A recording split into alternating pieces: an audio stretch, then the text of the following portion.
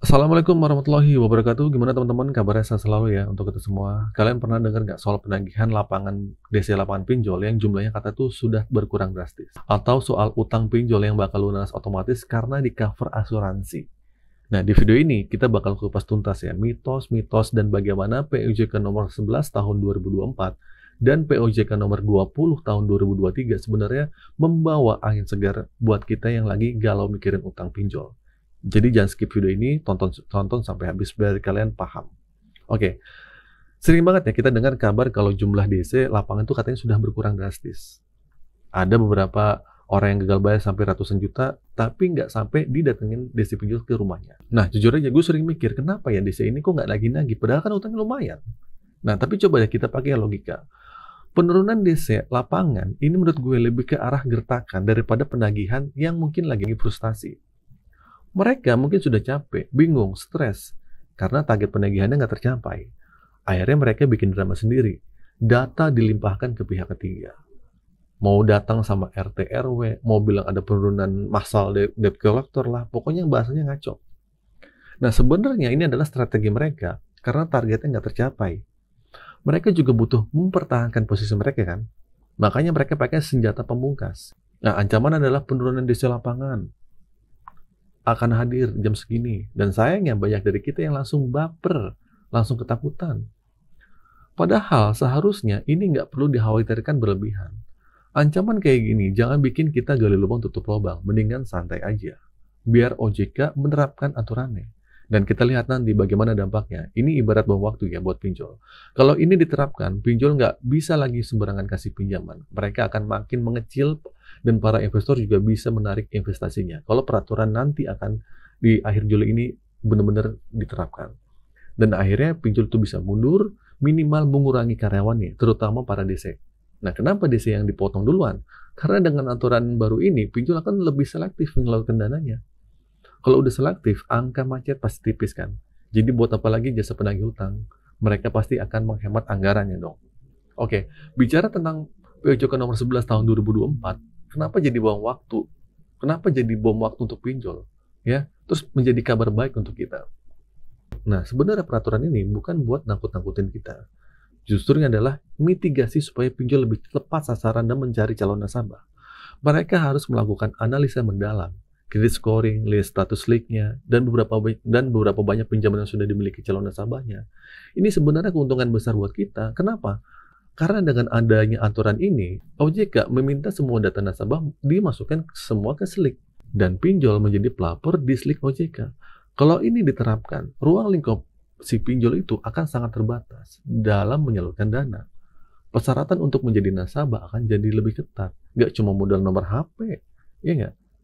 Nggak cuma modal nomor HP yang dipakai yang karena terus model KTP, enggak. Justru ini bagus teman-teman. Ruang gerak pinjol itu akan jadi sempit. Sehingga kita bisa membatasi orang-orang yang nggak perlu jadi korban pinjaman online. Nggak perlu lagi bayar bunga tinggi, diintimidasi atau ditakut-takuti. Nah, dengan persyaratan ketat ini, otomatis orang-orang yang meminjam juga nggak bakal banyak. Kalau korbannya nggak banyak, pinjol juga nggak akan merajalela kan. Pada akhirnya, pinjol bisa mundur dengan sendirinya. Nasabahnya berkurang, cari nasabah susah, persyaratannya berat, kalaupun pinjol nggak mundur, para investornya juga mikir-mikir. Karena perputaran dananya sudah melambat. Karena apa? Karena POJK nomor 11 tahun 2024 akan segera diberlakukan. Dan sebenarnya ini bagus banget. Oke, pertanyaan selanjutnya. Kalau kita sudah nggak sanggup bayar, apakah nama kita masuk blacklist? Ya jelas iya. Sesuai aturan OJK, semua wajib dilaporkan. Tapi apakah blacklist ini akhir dari segalanya? Tentu saja tidak. Justru ini adalah awal yang bagus buat diri lo. Kenapa gue bilang begitu? Pertama, lo nggak akan lagi bergantungan sama utang. Kalau mau wujudkan sesuatu, lo bakal lebih prepare dari awal. Nabung, sisihkan rezeki, dan punya perencanaan yang matang. Nggak cuma ngandelin utang. Terus yang kedua, lo bakal dijauhi dari namanya dunia riba. Nah, sering kan kita dengar soal riba itu dosa? Nah, dengan adanya SLIK ini, lo otomatis dijauhi dari riba. Segala dosa yang lo yakini itu nggak akan terjadi lagi. Terus ketiga, lo nggak perlu berpacu sama tagihan. Jujur aja ya, bayar tagihan itu enaknya cuma di awal. Selebihnya sudah mulai nggak enak. Apalagi kalau sudah berumah tangga. Mata pencarian susah, pertengkaran dalam rumah tangga bisa muncul, Dengan lu nggak berutang lagi, pertengkaran itu nggak akan mungkin terjadi karena lu nggak buru-buru memenuhi keinginan lu, tapi lebih fokus pada kebutuhan hidup. Nah terakhir nih, lu nggak perlu lagi dibebani bunga tinggi, denda besar, atau dikejar-kejar, DC dicaci maki juga enggak, atau dihina-hina si DC yang nagih-nagih lu juga. Nah ini sisi positifnya. Sisi negatifnya cuma satu, lu cuma nggak bisa berutang lagi. Emang kalau lu nggak bisa berutang lagi, lu bakal mati? Ya enggak dong, jadi santai aja. Oke, tentang masalah asuransi pinjol atau klaim otomatis lunas, ini jangan salah paham. Ada mitos yang paling sering banget gue dengar, pinjol itu sudah di cover asuransi. Ya, tinggal klaim asuransi, beres utang.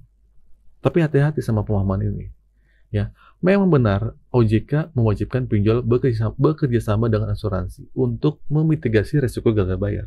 Tujuannya untuk menyelamatkan dana para lender. Nah, tapi klaim asuransi ini nggak sesempel itu.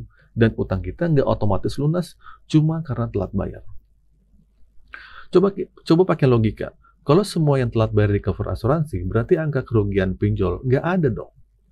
TWP 90 juga nggak akan ada. Tapi asuransi juga akan cari untung. Kalau potensi kerugiannya besar terus-menerus, mereka bisa bangkrut akhirnya. Nah, POJK nomor 20 tahun 2023 sebenarnya sudah mengatur tentang produk asuransi yang dikaitkan dengan kredit. Nah, aturan resmi ini berlaku pada tanggal 13 Desember 2024. Nah, klaim asuransi pada pinjol itu umumnya bisa dilakukan jika nasabah meninggal dunia, terutama kalau punya asuransi jiwa kredit. Nah, dalam situasi ini, asuransi yang akan menanggung sisa pinjaman. Jadi, si ahli waris nggak perlu melunasi. Nah, ada juga asuransi yang melindungi kalau terjadi bencana alam atau musibah kebakaran. Tapi, bukan berarti kalau lu nggak mampu bayar, terus otomatis bisa klaim asuransi ya. Nggak sesimpel itu, cuy. Nah, meskipun ada pinjol legal seperti Akseleran atau sama ada kami yang sudah bekerja sama dengan asuransi untuk menyelamatkan dana lendernya dari nasabah yang nunggak, tapi klaimnya cuma berkisaran 0,6% sampai 1% dari total pinjaman. Dan ini menunjukkan kalau asuransi pinjol itu tidak transparan dan nggak bisa jadi patokan utama kalau utang lu bakal lunas otomatis. Nah, OJK sendiri sudah mewajibkan perusahaan asuransi punya sistem informasi memadai untuk mengakses data debitur. Dan mereka juga fokus pada mitigasi resiko. Oh ya. Nah, artinya OJK nggak mau ada oknum yang sengaja nggak bayar utang karena tahu pinjamannya bakal di-cover asuransi. Makanya ya, informasi soal perlindungan asuransi ini nggak diungkap secara gamblang ke debitur, supaya debitur tetap merasa bertanggung jawab atas kewajibannya. Nah, jadi teman-teman, daripada sibuk mikirin utang gua dibayar asuransi apa kagak, mendingan fokus bekerja dan berusaha kumpulin uang. Kalau cukup bisa negosiasi, kalau nggak cukup ya udah. Yang namanya sudah terjebak pinjol, mau ada asuransi atau tidak, kalau nggak ada uang tetap aja itu jadi masalah. Ya, pernah nggak sih mereka kalau kasih detail asuransi kan enggak? Berapa preminya kan enggak kan? Jadi jangan terlalu berharap deh apa yang nggak jelas ini gitu. Jadi kesimpulan teman-teman, jangan mudah percaya sama gertakan DC pinjol. Itu cuma drama mereka ya, karena target mereka itu kadang nggak tercapai. POJK nomor 11 tahun 2024 dan POJK nomor 20 tahun 2023 justru membawa dampak positif karena pinjol jadi lebih ketat dalam menyalurkan dana dan ini bisa membatasi jumlah korban pinjaman online.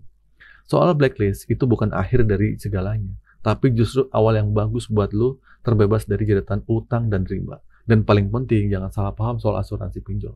Utang lu nggak otomatis lunas, cuma karena telat bayar dan klaim asuransi. Umumnya berlaku kalau nasabah itu meninggal dunia. Nah, daripada mikirin asuransi yang nggak jelas, mendingan fokus kerja, kumpulin uang, kalau ada bayar, kalau nggak ya udah. Jangan biarkan pinjol itu jadi makin merajalela. Oke, gitu saja teman-teman video kali ini. Semoga video ini tercerahkan untuk kalian semua. Akhir kata dari saya, Assalamualaikum warahmatullahi wabarakatuh.